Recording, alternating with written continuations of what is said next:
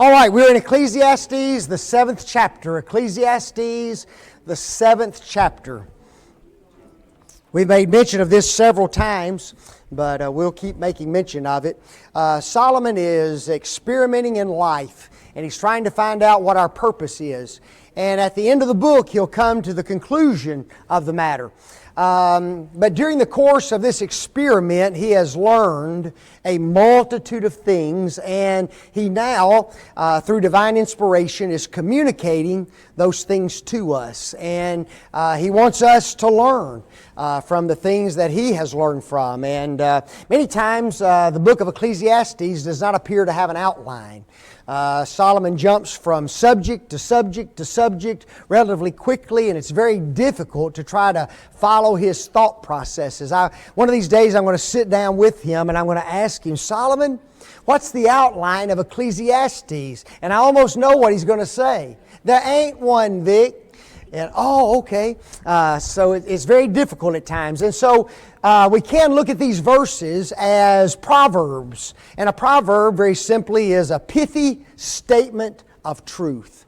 A pithy statement of truth. And we can learn from the things that Solomon has to say. Over the course of the last week, two individuals have contacted me.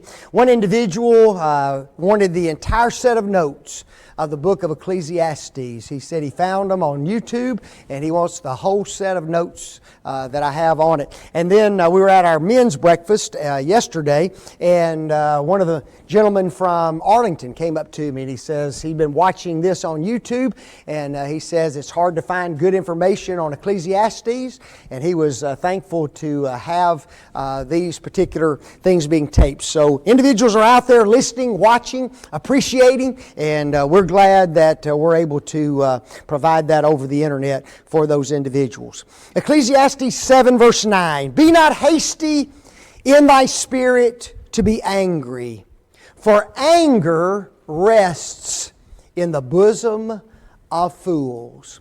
Now, in the context of this verse, we've been talking about individuals who make plans. Okay? And we said that if you're going to make plans, that you need to be very patient, right? And you need to be a very humble individual, because it may take a long time for plans to come to pass. And during the course of that, some individuals are very proud and arrogant, aren't they? And Solomon warns about that kind of pride and arrogancy. They think that whatever they do ought to be done right now, it ought to be accomplished, and they get upset. And sometimes that upsetness turns into anger. And so he's addressing that kind of anger in this particular verse. But the reality is this: the implication of this verse can be applied to all aspects of our lives. Be not soon angry in thy spirit, for anger rests where? In the bosom of fools. Here's something that's interesting. You and I have complete control of our emotions. Okay? Now, does that always, let me reword the question. Do our emotions always seem as though they are under our control? No. You know, just watch people, right? It is amazing how fast somebody can get mad. You know it? I mean, the least little thing. And all of a sudden, they're flying off the handle, their faces are red, their voices are changed, and they're just ready to get even with somebody. Ah. And you can tell, you didn't think nothing about that. You just what? You just got angry. Well, what they've done is, they have allowed it to go through their mind so rapidly. And they feel like they are justified in their anger, and therefore, they don't even think about their anger whatsoever. Our mind is our control center. And folks, you and I have buttons, and you and I have knobs within that control center that we can control everything that springs forth from the mind. Listen to two verses. Proverbs 25, verse 28. He that hath no rule over his own spirit is like a city that is broken down and without walls. Wow. When I read verses like that, that Solomon has written, they really impress me. Okay? Because you can just see that city, can't you? You know, here's a big city. We just talked about the city of Jerusalem in our lesson this morning and how it had been broken down. The gates had been taken down. The city was burned. And there it is just lying waste. And Solomon says, if you can't control your spirit, you're just like the destruction of the city of Jerusalem. And that's amazing to me. Listen to another one. Proverbs 16:32. He flips the coin on this one. He that is slow to anger is better than what? Better than the mighty. And he that ruleth his spirit than he that taketh a city. Wow. Do we honor and do we look to individuals who are great warriors? Yeah. You know, you can say the names of certain individuals, can't you? And the minute you hear about them, you know, when we think of George Washington, we usually think of president, but he was a great commander, was he not? Okay. When you think of Patton, okay, a great commander. General Eisenhower, a great commander. And we hear of these names, but we honor those individuals, and yet Solomon says, if you can control your spirit, you are better than George Washington, Patton, Eisenhower, any of the mighty men. Man, you know, it gives you an incentive to do what? To control your spirit, doesn't it? You know, I'd like to think that I am that kind of an individual, and the very moment that you become that individual, Solomon says, you're better than the mighty. And we don't think of it that way oftentimes, do we? Dutch, what you got? My question then, I agree with Solomon, but what happens with people with PTSD? Well, that's a whole different ball game. We're dealing with a disorder now. You know, we're dealing with a mental problem. I suffer from that. I hope, I'm not. For me, it's a chore. I'm a lot better at accepting, but at first, it got so bad I sat down in the VA on the floor and cried. Oh yeah, but see, that's a disorder. We're talking about a mental condition that, and the Lord, there's a big distinction between that and just the normal person who doesn't control his anger.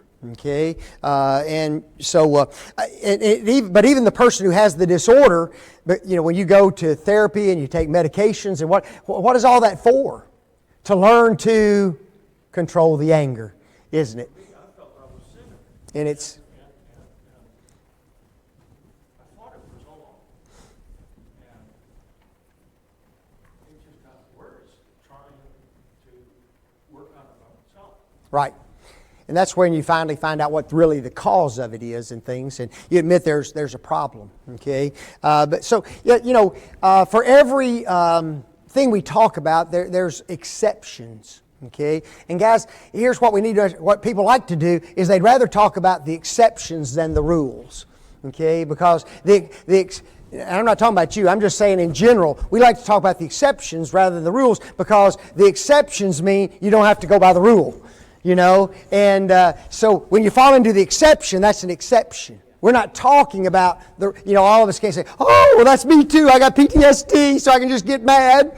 You know, no, that's the exception, not the rule. And notice point 2 there. There is no excuse for unseemly anger. That is anger that acts inappropriately or that is out of control. No excuse. Okay, now we're talking about the what? About the rule, not the exceptions. See, we always like to talk about the exceptions. You know, I'll give you another illustration. We'll say something like this. Wives are supposed to submit to their husbands, right? And you know what I can't, well, I can, but what no preacher ever does? He never just teaches that as a lesson.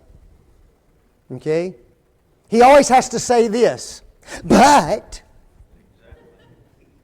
a husband has to love his wife. Oh. You know, it's not like we can take the two statements and talk about them separately. Okay? And here's another interesting thing about that is that a wife's submission isn't conditioned on a husband's love. You show me that. Submit to your husband if he loves you. That ain't in the Bible. That's not in there. But he's supposed to love her. I know that. But she's supposed to what? Submit. We just don't want to talk about that. And it's tough. Kathleen and I worked in child care for 8 years. And guys, let me tell you what. Kids who have gone through abuse, whether it's mental, physical, sexual, whatever it is, and when they are chosen over their parents' lover, whether that be male or female, when those children grow up in a family that's dysfunctional and they don't have anything and they just have to learn to survive, guess what they become? Angry. Okay? And you get those kids in your care. So they have been taking their anger out on the authority figures in their home. Mom, dad, grandmom, whoever is there. But they get taken out of the home. They get put into a group home. And now, people like me and Kathleen who are house parents, we become the what? We're the authority figures. So guess where the anger is shown? Toward the house parents. Which is perfect. It's fine. It's okay because it's at that point that now we can teach them about controlling anger, can't we? And it can be controlled. Notice what Paul says in Ephesians 4:26. Be ye angry and sin not. So the sin is not in the anger. The sin is in the expression of the anger. Okay? So there's the first point. The second point is this. How long we hold on to the anger. Because notice what he says in the rest of the verse. Let not the sun go down what? Upon your wrath. Okay? Has anybody ever heard of this? If you're mad, break a pencil. If you're mad, break a pencil. You ever heard that? Or if you're mad, hit a pillow. Or if you're mad, go outside and scream. Heard of those kind of things? You know what those are supposed to be called? Those are supposed to be called therapy techniques. Okay? Did you know that one of the worst things you can do is when a person is mad, teach him to express that anger in some way? Well, it's not good to hold it in. Yes, it is. It's much better for you to what? Control the anger. Okay? It's much better for you to deal with the anger inside of you than go out and start snapping pencils. Because guess what happens when you need to snap a pencil? The next time you need to snap 2 pencils. And the next time you need to snap 3 pencils and throw a lamp across the room. Okay? And so this thing they call catharsis does not de-escalate anger.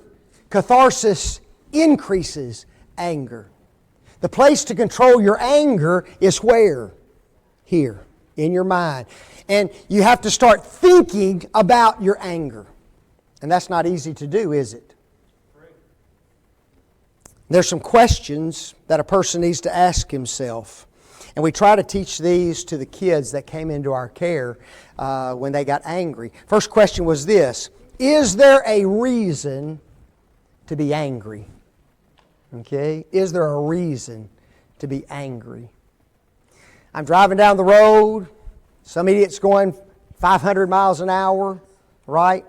And he weaves in front of me about 60 feet in front of me. Now, I think he's a goofball, right? But do I have a reason to get mad? He didn't hit me. He wasn't near me. He just looks like an idiot, doesn't he? You know? But there's no real reason for me to get mad at that person. Okay? So I need to stop and I need to ask myself, is there really a reason for me to get angry? You see, it's hard to stop and ask myself that question, right? Second question is this. Is my anger being directed toward the right thing? Okay? When those kids came into our care, I'd never done anything to them. Never. And yet here they are taking their anger out on me. Don't take your anger on me. I've done nothing to you. Try to give you a place to sleep, give you some food, take you to school, be nice to you. Am I directing my anger at the right person? Was it okay possibly for them to be angry at mom or dad or a relative that abused them? Folks, it's okay to be angry, but make certain your anger is toward who? The right person. You know, you've had a hard day at work and you come home and you kick the dog. The dog didn't do anything. Right? Don't kick the dog. Poor little dog. He said, what you mad at me for? I was just trying to give you a lick on the hand. You know? Unbelievable. Number 3. Is my anger being directed with the proper intensity? Okay? We have the control knob, don't we? And I can have low form of anger, or I can have massive forms of anger, even into aggression, can I? And so I need to make a decision, how much anger am I going to allow myself to manifest? Okay? Sometimes it can just be a what? Just a look. There's been many moms who control their anger with just a look, right? And the kid knows, good grief, if I don't stop now, I'll be a dead man in about 5 more minutes. Okay? And so sometimes a look does fine. Sometimes it has to be a word, right? We all know this one. Victor Michael Eskew. Now see, that's all 3 names. It's not Mama said, hey Vic. There's a big difference, So see, just a word, but she could be just as mad as she can be, and all she does is say my full name, right? That's all she. It may be a look, could be, and it could be what? Could be a good switch, couldn't it? And she running me around the house with that switch. This is the 10th time you've done it today. I'm turning up the intensity dial. Make certain our anger has the right intensity about it. And number 4. We see that Jesus Christ having interrupted in the temple. Absolutely. It was pretty intense. He had anger, didn't he? Yeah. And like you said, it was intense anger, and he did it twice in the temple. And I'm certain those individuals who saw it, and especially his apostles, don't you know they were a little bit flabbergasted about what they saw. Individuals, when they see Jesus in the temple and he bound that little cord together, okay, some individuals automatically assume that he used that cord and he started switching at those money changers. What do you think he used the cord for? What was in there? Animals, folks. How do you control animals? Usually with a whip of some sort. So he made a small whip in order to do what? Drive the animals out of the temple. It doesn't say use them on anybody, okay, whatsoever. But he did manifest a lot of anger because of what he saw in the temple. You've made my Father's house, which is a place of prayer, a place of merchandise.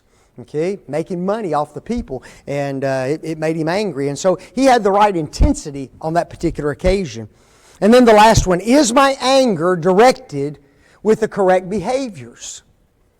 Okay. It's wrong to throw a lamp across the room, isn't it? That's not what a lamp's designed for, is it? It's wrong to slap another individual. Man, his wife, whatever. It's wrong. You may be as angry as a wet hen, but guess what? There's some behaviors that aren't appropriate. Now just think, if we could take those 4 questions, when we feel ourselves getting angry, and run those through our mind, could I control my behavior? Do I really need to be angry? You know, sometimes when you just ask that question honestly, you'll say, I don't even know what I'm angry about. This is stupid.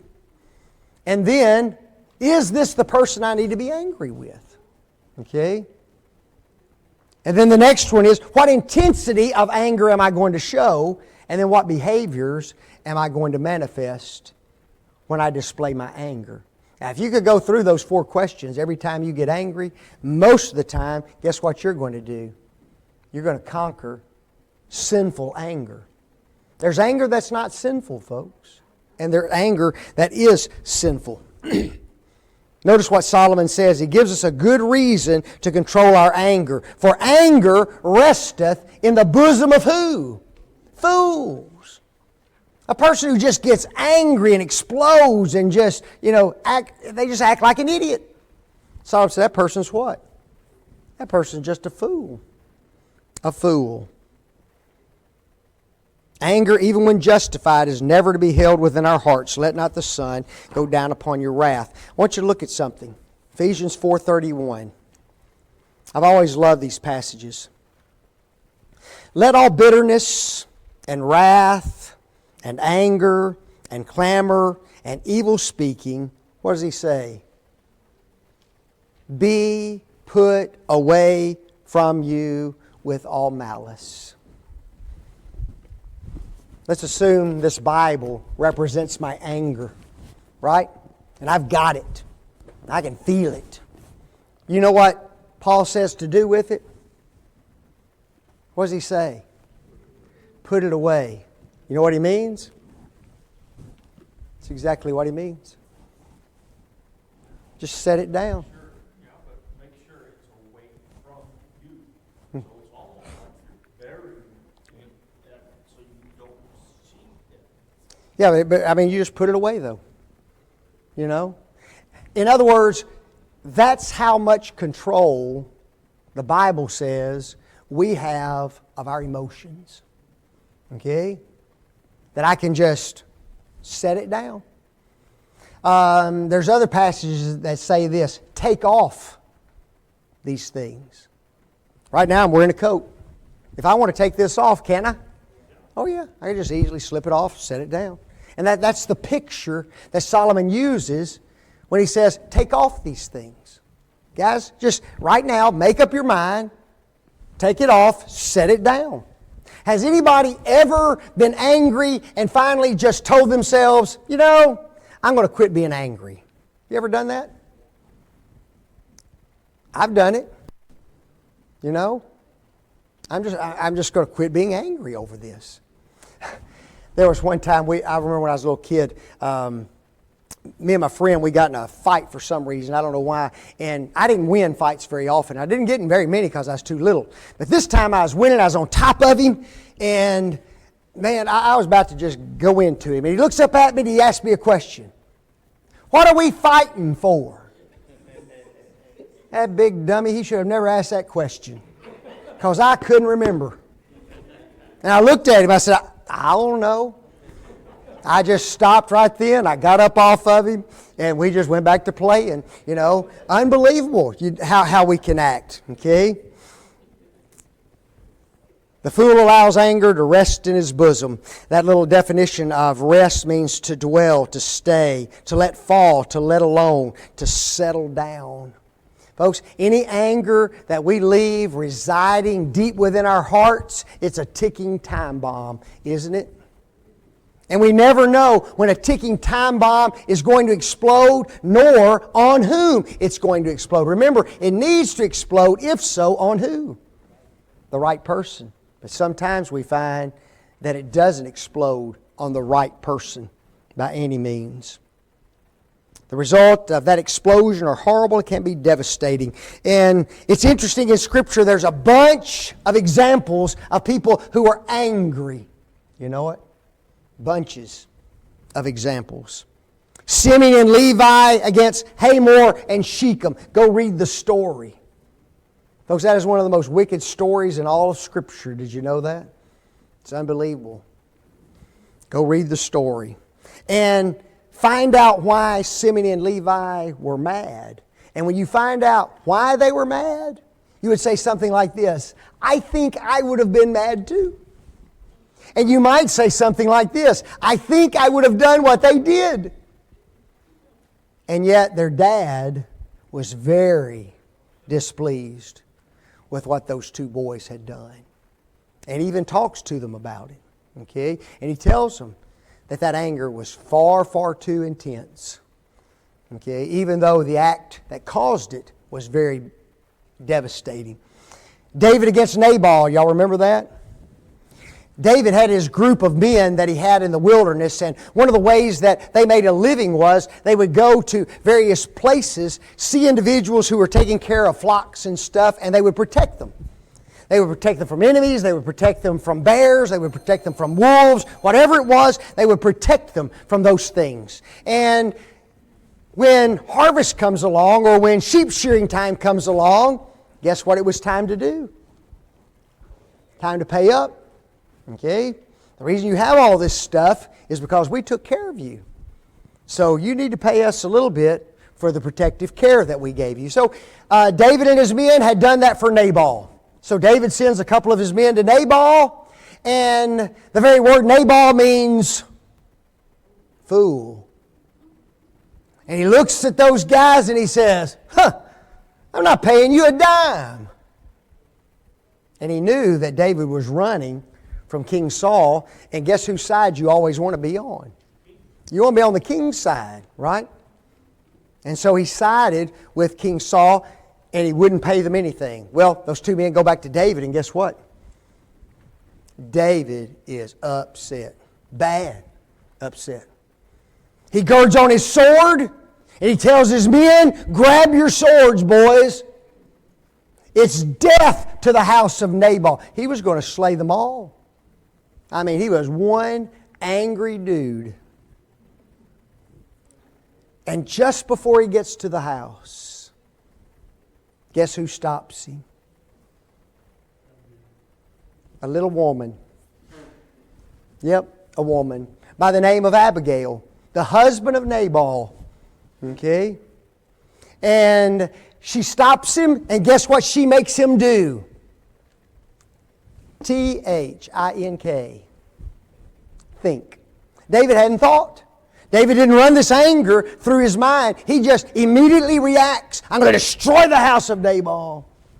And she comes. She has her offering to give him, the payment that she's going to give him. It's not my husband's fault. It's my fault. I didn't see you there. If I'd seen you there, I'd have taken care of this. And David all of a sudden realizes, she just saved me from an unbelievable act.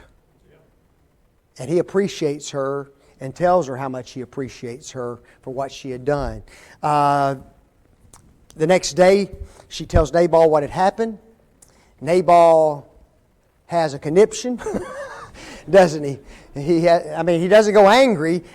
He's almost paralyzed. 7 days later, he's dead.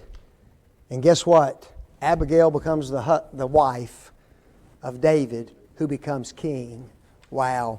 Unreal. And we've already talked about, if y'all haven't heard, the book of Esther, Haman against Mordecai. Was he a little angry? Oh, yes, he was. All because one little Jew wouldn't pay him honor. Right? Isn't it funny how one person in our life can make us miserable?